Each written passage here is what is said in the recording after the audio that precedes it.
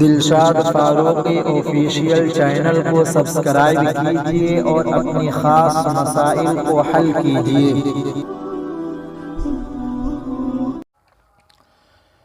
السلام علیکم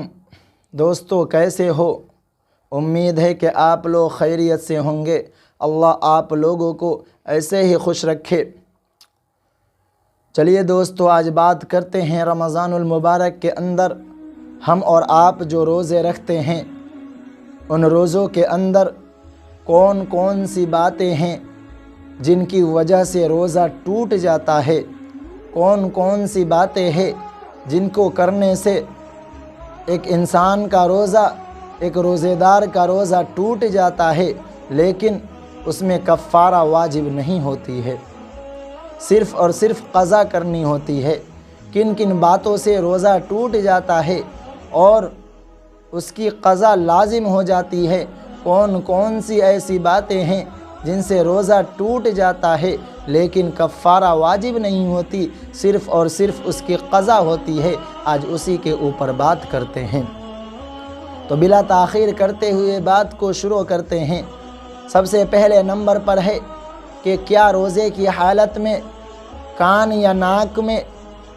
دوا یا تیل کا ڈالنا، یعنی ایک روزے دار شخص ہے اور اس نے کان میں یا ناک وغیرہ میں دوا یا اسی طرح سے تیل وغیرہ ڈال دیا، تو کیا اس سے روزہ ٹوٹ جائے گا یا باقی رہے گا؟ تو اس کا جواب یہ ہے کہ کان یا ناک میں اگر کوئی شخص تیل یا دوا وغیرہ ڈالتا ہے تو اس سے اس کی روزہ ٹوٹ جائے گی، روزہ ختم ہو جائے گا، پھر سے اس روزہ کی اس کو قضا کرنی ہوگی، اس پر اس کی کفارہ واجب نہیں ہوگی، لیکن اس روزے کی قضا کرنی واجب ہو جائے گی، لازم ہو جائے گی، ہر حالت میں اس کو روزہ کی قضا کرنی ہوگی۔ دوسرے نمبر پر آتا ہے کسی شخص کو قے آیا، یعنی الٹی کرنے کی وجہ سے کیا روزہ ٹوٹ جائے گا یا باقی رہے گا؟ قصداً یعنی جان بوجھ کر کسی شخص نے الٹی کیا اور الٹی کرنے کے بعد منہ بھر کے قے آئی، منہ بھر کے الٹی کیا اور پھر وہ الٹی جو ہے منہ میں آنے کے بعد پھر سے اس کو دوبارہ نگل گیا، یعنی کھا گیا، تو اس وجہ سے بھی روزہ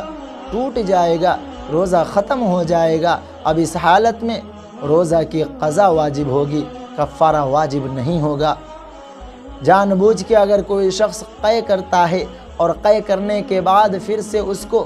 نگل جاتا ہے، باہر پھینکتا نہیں ہے، تو اس حالت میں اب اس کو روزہ کی قضا کرنی ہوگی، اس کی روزہ ختم ہو جائے گی۔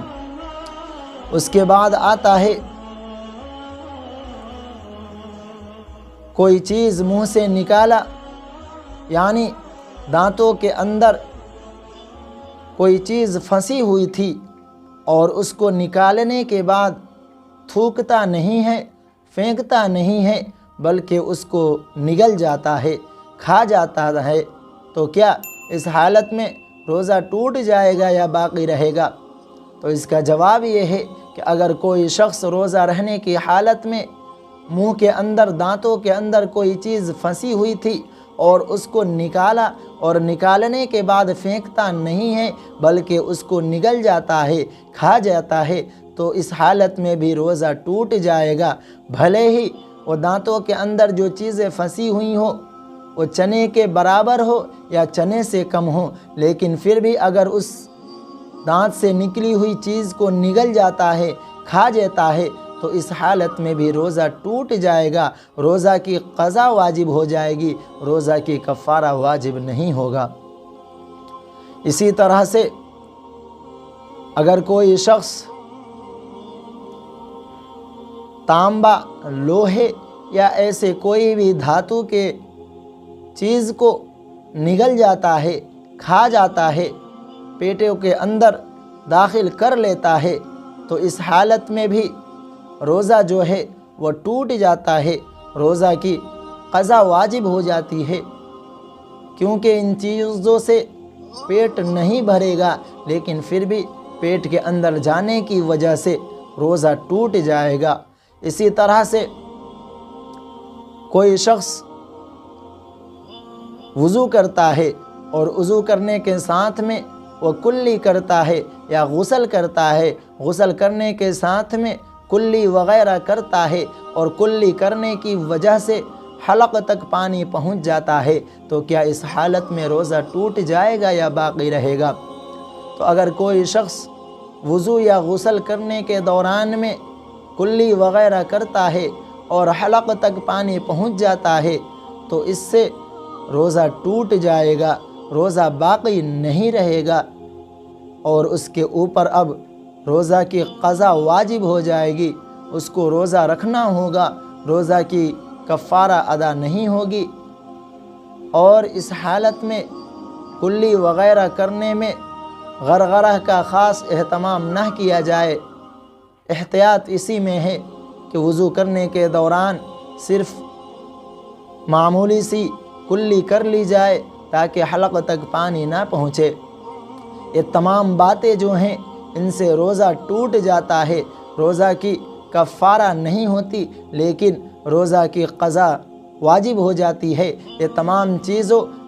سے اگر کوئی شخص روزے دار ہے اور ان تمام باتوں میں سے کوئی بات اگر اس کے روزے کی حالت میں پائی جاتی ہے تو اس کی روزہ ٹوٹ جائے گا اور اس کی قضا واجب ہو جائے گی، کفارہ واجب نہیں ہوگا۔ دلشاد فاروقی آفیشیل چینل کو سبسکرائب کیجیے اور اپنی خاص مسائل کو حل کیجیے۔